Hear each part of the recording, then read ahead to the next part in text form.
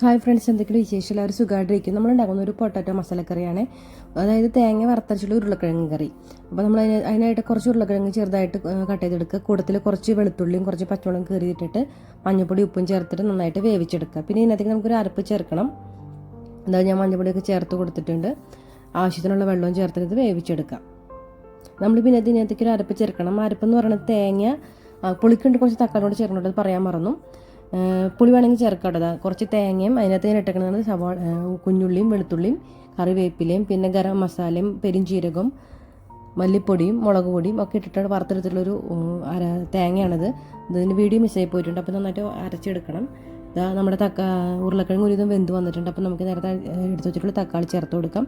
തക്കാളിയും കൂടെ ഒന്ന് വെന്ത് വന്നതിന് ശേഷം നമ്മൾ അരച്ച് വെച്ചിട്ടുള്ള അരപ്പ് ചേർത്ത് കറി കുറുക്കിയെടുക്കാവുന്നതാണ്. ഈ സമയത്ത് നിങ്ങൾക്ക് എന്തെങ്കിലും ഗ്രേവിക്ക് കൂടുതലോ കുറവോ വേണമെങ്കിൽ അതനുസരിച്ച് വെള്ളം ചേർക്കാവുന്നതാണ്, കൂട്ടിയും കുറയ്ക്കാവുന്നതാണ്. പിന്നെ ഈ സമയത്ത് ഉപ്പിന് എന്തെങ്കിലും പോരായ്മ ഉണ്ടെങ്കിൽ ഉപ്പും കൂടി ചേർത്ത് കൊടുക്കാം കേട്ടോ. എൻ്റെ ചാനൽ ആദ്യമായിട്ട് കാണുന്നവരാണെങ്കിൽ ലൈക്ക് ചെയ്യണം, സബ്സ്ക്രൈബ് ചെയ്യണം. നിങ്ങളുടെയൊക്കെ സപ്പോർട്ട് ഉണ്ടെങ്കിൽ എനിക്ക് മുമ്പോട്ട് പോകുമ്പോൾ കേട്ടല്ലോ. അപ്പോൾ അതാ ഞാൻ ആവശ്യമുള്ള വെള്ളം കൂടി കുറച്ചുകൂടി ചേർത്ത് കൊടുത്തിട്ടുണ്ട്. എനിക്ക് കുറച്ചുകൂടി ഗ്രേവി വേണമായിരുന്നു. അപ്പോൾ നിങ്ങൾക്ക് ഇഷ്ടമുള്ള രീതിയിൽ ഗ്രേവിക്ക് അനുസരിച്ച് കൂട്ടിയും കുറച്ചും കൊടുക്കാം കേട്ടോ. ഞാൻ ഉപ്പ് ചേർത്ത് കൊടുത്തതാണ് വീണ്ടും. പിന്നെ ഒന്ന് തിളപ്പിച്ച് വേവിച്ച് കുറുക്കിയെടുക്കുക. അപ്പോഴേക്കും നമ്മുടെ കറി ഇവിടെ റെഡി ആയിട്ടുണ്ട്. ഇത് ചോറിൻ്റെ കൂടെ ചപ്പാത്തിയൊക്കെ ഈസി ആയിട്ടുള്ള റെസിപ്പി കേട്ടോ. നല്ല ടേസ്റ്റി ആയിട്ടുള്ള റെസിപ്പിയാണ്. അപ്പോൾ എല്ലാവരും ഒന്ന് ട്രൈ ചെയ്ത് വെക്കണത്. ഞാൻ അടച്ചു വെച്ച് ഒന്നുകൂടെ കുറുക്കി എടുത്തിട്ടുണ്ട്. അത് നല്ലോണം കുറുക്കി തിളച്ച് വരുന്നുണ്ട്. നമുക്ക് ഇനി ഇതൊന്ന് ഒരു വറവിടണം. അതിനായിട്ട് നമ്മളൊരു പാൻ അടുപ്പത്ത് വയ്ക്കുക.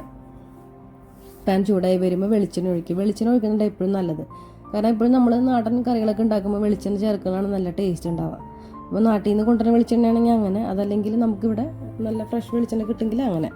അതാ ഞാൻ വെളിച്ചെണ്ണ ഒന്ന് ചൂടായി വന്നപ്പോൾ ഞാൻ ഇതിനകത്ത് കടുക് പൊട്ടിച്ചു. ചിലവർ ഇതിനകത്ത് കടുക് ഇടില്ല കേട്ടോ, കുഞ്ഞുള്ളിയാണ് പൊട്ടിക്കുന്നത്. എനിക്ക് എങ്ങനെ ഉള്ളതെങ്കിലും ചെയ്യാം. കടുകും പൊട്ടിക്കാം, കുഞ്ഞുള്ളിയും പൊട്ടിക്കാം. അത് ഓരോരുത്തരുടെ വിഹിതം പോലെ.